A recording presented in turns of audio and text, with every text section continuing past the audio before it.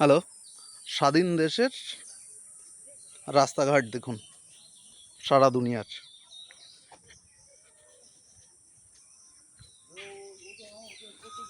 এই হচ্ছে আমাদের সরকারি পরিষেবা, পঞ্চায়েত পরিষেবা বলুন, রাস্তাঘাটের পরিস্থিতি দেখুন, দেখে কি হচ্ছে। আজকে 20 বছর ধরে টোটাল যত মেম্বার চেয়ারম্যান সবাইকে মেম্বারদের বলা হচ্ছে, কেউ কিছু করছে না। রাস্তাঘাটের উপর কোনো ইয়ে নেই। দেখুন আজকে অ্যাক্সিডেন্ট হলো, এই কাদার মধ্যে হেঁটে যাচ্ছে, পড়ে গিয়ে পা ভেঙে গেছে। দেখুন এখন বরফ দিচ্ছে।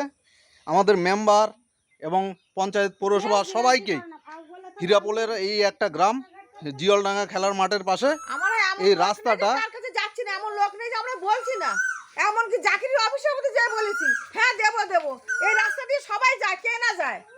এমন লোক নেই, রাস্তা কি কারোর একার জন্য? নিজেরা পয়সা দিয়ে রাবিশ টাবিশ সব ফেলি। আজকে ভোট আসলে সবাই বলে ভোট দিন, আমরা করে দিচ্ছি। এটা কি পশ্চিমবঙ্গের বাইরে? পশ্চিমবঙ্গের বাইরের সীমানায় এই রাস্তা? সব জায়গায় তো রাস্তা হচ্ছে, সব জায়গায় বাড়ি বাগান, একজনের বাড়ি ডবল করে বানিয়ে দেয়, সব কিছু করে, কিন্তু আমাদের রাস্তার ব্যাপারে কেউ করছে না কেন? এটা কি পশ্চিমবঙ্গের বাইরে? আমরা তো কিছু চাই না যে আমাদের লাখ লাখ টাকা দিয়ে দিন, বাড়িঘর করে দিন, ওই করে দিন। আমরা শুধু চলার জন্য রাস্তাটা চাই। সবাই ভোট আসার সময়, ভোট আসলে শুধু ভোট পাওয়ার লোভে সবাই বলে হ্যাঁ করব, কিন্তু সারা বছরে আর রাস্তা করে না। এটা হলো জিয়লডাঙ্গা মাঠ, জিয়লডাঙ্গা খেলার মাঠের পাশেই যে রাস্তা, লোকজন হাঁটে কি করে? এদিক দিয়ে টোটাল হীরাপোলের লোক, আটুলিয়া, হীরাপোল, সব লোকগুলো সব এদিক দিয়ে যায়, কিন্তু কেউ কখনো একবারও কোনো ইয়ে করে না যে এই রাস্তাটা হোক। এমনকি যত মেম্বাররে বলি, কেউ করছে না। সিপিএম আমল থেকে সবাইকে, সিপিএমের মেম্বার ছিল হীরাপোলের, বলেছি না এই রাস্তা হবে হবে হবে, তোমাদের রাস্তা, আরে রাস্তা যেটুকু আছে সেইটুকু করে দাও, লোকজন হাঁটুক। আসলো তৃণমূলের জামানা, তৃণমূল 10টা বছর এখানে রাজত্ব করলো, কিন্তু এই রাস্তা এইটুকু করেই দেয় না কেউ। যতই বলে ভোটের সময় আসবে, ভোট দিন, আর করার বেলায় কিছু নেই। নিজেরা ধরে যেটুকু সম্ভব করার চেষ্টা করেছি, কিন্তু কেউ করে না। এখন বিজেপির এসছে প্রার্থী, তাকেও বলেছি যে রাস্তাটা করুক। আমরা তো বাড়িঘর চাইছি না বা কিছু চাইছি না, রাস্তাটাই করতে চাইছি। উন্নয়ন সারা দুনিয়াতেই হচ্ছে, সব দিকে হচ্ছে, আমরাও চাই এইটুকু উন্নয়ন হোক, কিন্তু কেউ এটা করছে না। আর এদিক দিয়ে লোক রেগুলার যাচ্ছে, পড়ছে আর হাত পা ভাঙছে। হাজার বলা সত্ত্বেও কেউ কিন্তু এগুলো করছে না। এইবার লাস্ট অবধি এখন কি করব? মিডিয়াকে দেওয়া ছাড়া আমার উপায় নেই। সোশ্যাল মিডিয়ায় দিতে হবে, চারিদিকে দিতে হবে, যে এরকম করে আর কতদিন উন্নয়নের নামে ধাপ্পাবাজি। কি এখানে একটা ভোটার থাকলে তো সে ভোট দেয়, আর 10টা ভোটার থাকুক ভোট দেয়, কিন্তু তারপরে এই সামান্য ন্যূনতম পরিষেবাটুকু দেওয়ার মতো কোনো ক্ষমতা নেই কোনো পার্টির, কোনো সরকারের। এই দেখুন পরিস্থিতি কি হচ্ছে, জাস্ট হেঁটে পার হচ্ছে, পা ভেঙে বসে আছে। এদিক দিয়ে দীর্ঘদিন নন্দীর কারখানায় প্রচুর লোক যাতায়াত করে, সাইকেলে ছেলেপেলে সবাই যায়, এমনকি আমবাগানের মধ্যে রাস্তা করে দিয়েছে, লোকের কলা গাছের মধ্যে রাস্তা করে দিয়েছে। লোক মানে কি বলবো, এমন জায়গায় আছে সেসব রাস্তার প্রয়োজন নেই, তবু তাদের রাস্তা করে দিয়েছে। আর আমাদের এখানে এত জনসাধারণ চলে, এত লোকজন যায়, এই নন্দীর কারখানার লোক যাচ্ছে 24টা ঘন্টা, সাইকেল, মোটরসাইকেল, বাইক, লোকজন, খেলার লোক, হোমের লোক, সবাই যাওয়া আসা করে। এই রাস্তার কোনো গতিবিধি কিছু হচ্ছে না। তা আমরা যখন মেম্বার এখানে বাস করি, আমরা নিজেরা গাড়ির পয়সা দিয়ে আমরা যেটুকু করেছি করেছি, সব বসা ধুয়ে যাচ্ছে।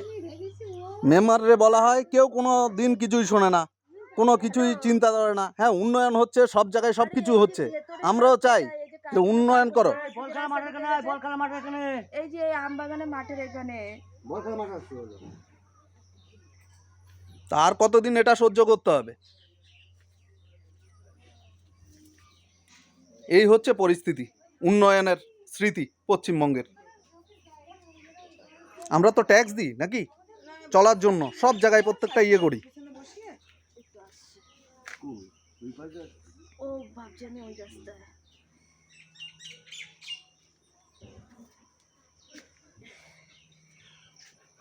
বিভিন্ন জায়গায় উন্নয়ন হয়, ঠিক আছে, উন্নয়ন করুক, কিন্তু এই জায়গাটাও একটু দেখুক। না, মনে যারা বলে ওরা বিশ্বাস করে না, কোনো কিছু হয় না, এই জন্য এগুলো হোক, যে মানুষ যে অসুস্থ হয়ে পড়ে, অ্যাক্সিডেন্ট হয় রাস্তার জন্য। পুরো ওই মাথা দিয়ে হাঁটতে হাঁটতে এসছি, এইখান দিয়ে সাইকেলটা নিতে এসছি, আর এই গর্তের মধ্যে পা ঢুকে গেছে, পা ভেঙে গেছে। এরকম পা পুরো ভাঁজ হয়ে গেছে। আরে আমি কি করলাম, আমি দো মনে হয়ে গেছে, এই রাস্তায় ঢুকলো না ওই রাস্তায়, আমি চলে গেছি ওই রাস্তায়। ওরে বাবা রে। হ্যাঁ, তারপরে এই এখন আমার ভাই তো চিনতে পারছে যখন তোমার কথা বলেছে, বলছে হ্যাঁ ও তো প্রতিবন্ধী দেখার কাজ করে। পা ফুলে গেছে তো।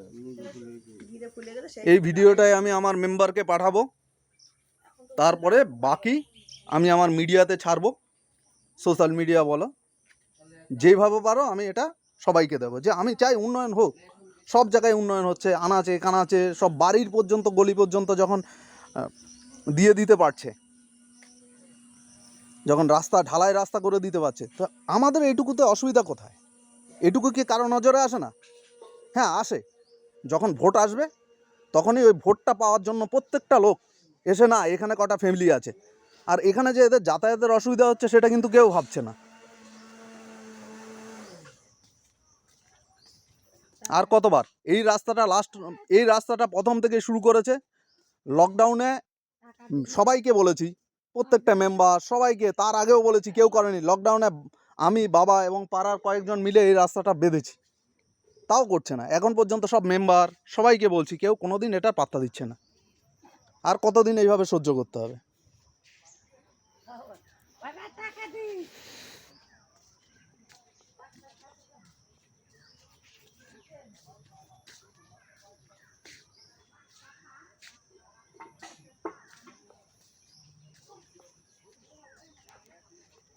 দেখুন, প্রত্যেকটা সময় আপনি 10 মিনিট দাঁড়িয়ে থাকুন, মিনিমাম 5 থেকে 7 জন মিনিমাম এই রাস্তা দিয়ে হাঁটা চলা করবে, সে সাইকেল নিয়ে, বাইক নিয়ে, এভরিথিং।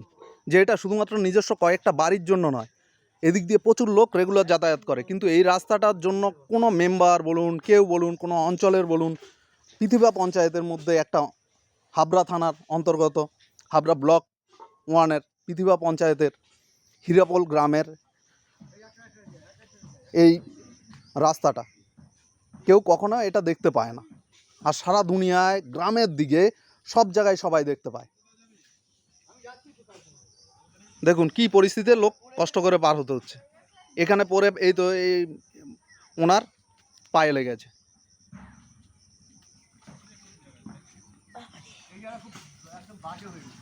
রাস্তাটা কোনো মেম্বারকে বলা হচ্ছে, সবাইকে বলা হচ্ছে, কেউ কোনো এটার প্রতি কোনো কেয়ারে দিচ্ছে না, যে কত লোক এদিক দিয়ে রেগুলার যাতায়াত করে। এই প্রতিদার কারখানায় প্রত্যেকটা লোক এই পাশে যাওয়া আসা করি আমরা। তো এই রাস্তাটা হওয়া দরকার, তো এটুকু তো অবশ্যই হওয়া উচিত, কিন্তু কোনো মেম্বার কোনো এই বিষয় নিয়ে কোনো, তৃণমূল জমানায় 10 বছর ছিল, কোনো দিন করেনি, সিপিএম ছিল এতদিন করেনি, এখন বিজেপি এসছে হিরাপোলের, এখনও পর্যন্ত আমি বলে রেখেছি, এখনও আরও বলবো, যতদিন এটা না হয় এবার বলবো। এতদিন শুধু ওনাদের বলেছি, এবার মিডিয়াকে বলবো, সবাইকে বলবো, যদি তাতে কিছু হয়।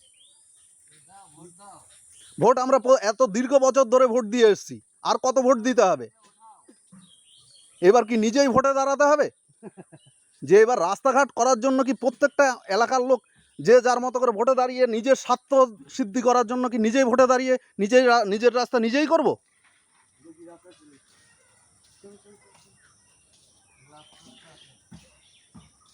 এটা আপনাদের উপর ছেড়ে দিলাম, আপনারা কি করবেন? আপনারা প্রচুর পরিমাণে শেয়ার করবেন, সবাইকে জানান, যাতে প্রশাসন এর দিকে একটু নজরে আসে। যে এলাকার উন্নয়ন হচ্ছে ঠিকই, কিন্তু কোথাও কোথাও এত উন্নয়ন হচ্ছে যেটা চোখে দেখা যাচ্ছে না।